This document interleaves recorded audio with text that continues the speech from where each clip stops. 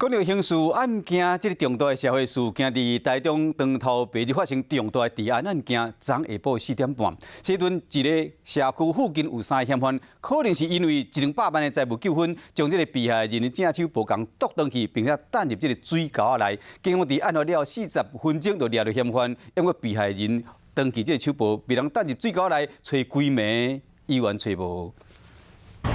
3位员警徛伫大排水沟摕手电仔四界来找，员警唔敢大意，因为因要找是一支正手的长掌，不过找1点外钟也是拢找无。台中西屯区这处社区附近呢，竟然在大白天的时候发生了当街砍人事件，嫌犯将被害人的手掌呢砍断，还丢到旁边这一处排水沟里。让人真惊讲的长掌案发生伫18号下晡4点半，当时社区大楼的管理员看到规个过程，强要惊死。弹的声音嘛，我看到声音，我出来伊就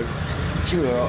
就登去啊。光头白日伫街路港台附近的民众外要惊死，边的店家经甲铁门诱来，警方出动警网40分钟了，伫北屯区抓到3位嫌犯。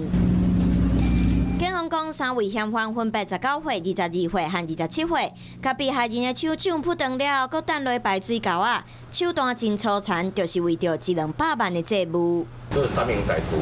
跟这个被害人是熟识，因为去年的一个财务纠纷所以研发今天的一个重伤害罪。被害人送送去病院了，除了正手的手掌断去以外，面部红破不明的一体，不过好佳在无性命的危险。